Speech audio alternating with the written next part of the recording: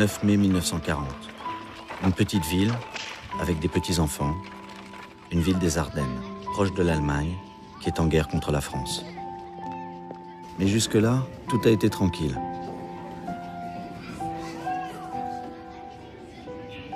Alors ils alignent sagement leurs sabots et leur maîtresse leur dit « Aujourd'hui, je vais vous apprendre une jolie chanson pour que la paix revienne. » Ainsi font les petites marionnettes. C'est la dernière classe. «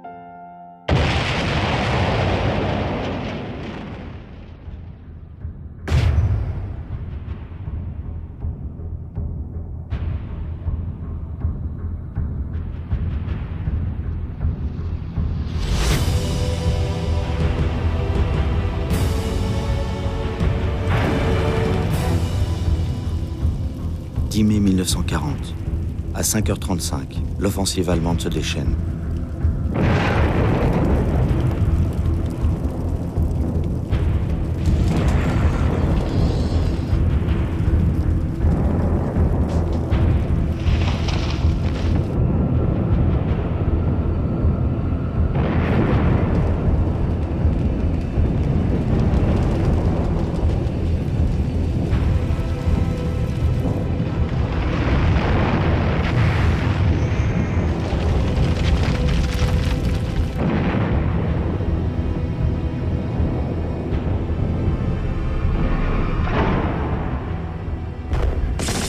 Les parachutistes allemands sautent sur la Hollande, à l'avant-garde de 3 millions d'envahisseurs.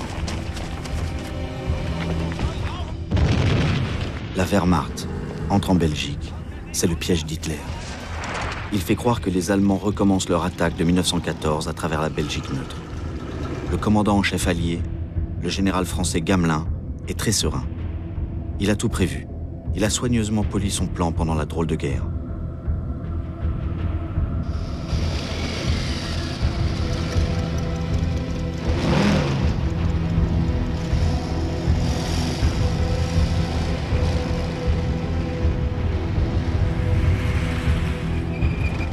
Gamelin envoie donc en Belgique ses meilleures divisions motorisées, le fer de lance de l'armée française, avec tout le corps expéditionnaire britannique.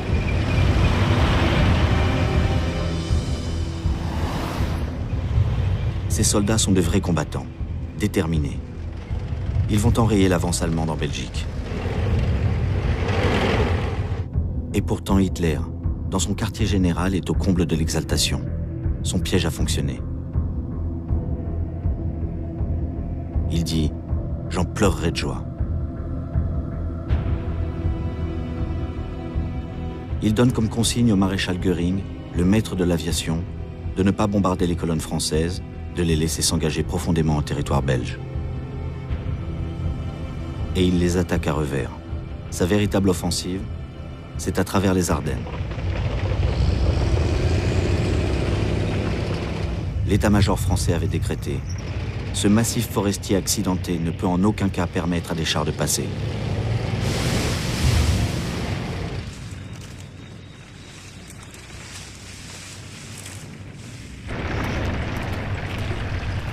Rien ne les arrête, sauf leur propre embouteillage.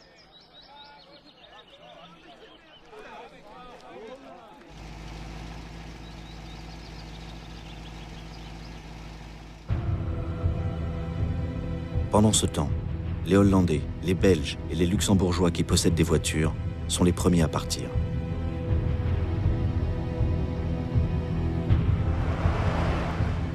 Tous sont contrôlés, par peur de ce qu'on appelle alors la 5e colonne, les espions au service des nazis. Les Allemands poursuivent leur action de diversion et d'invasion de la Belgique avec des troupes d'élite aéroportées. Les sapeurs braillent leurs chansons de la campagne de Pologne. Les filles attendront, camarades. Il faut y aller, camarades. Le 11 mai à l'aube, ils sont jetés sur la Belgique. Leur objectif, neutraliser le point fort de la défense belge, le fort d'Ébène et Maal, sur le canal Albert, réputé imprenable.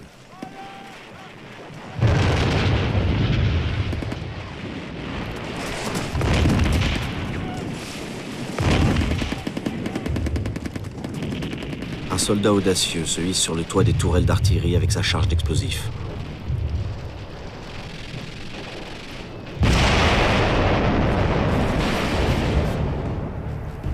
La réputation d'invincibilité de la Wehrmacht naît de ces images de conquérants dans les ruines du fort d'Eben et Maal. La clé de la Belgique.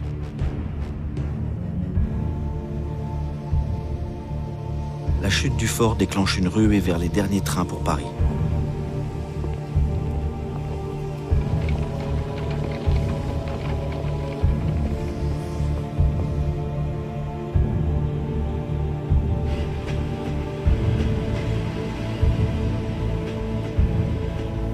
À la gare du Nord, la Croix-Rouge débordée transfère les réfugiés belges dans des wagons à bestiaux pour le sud.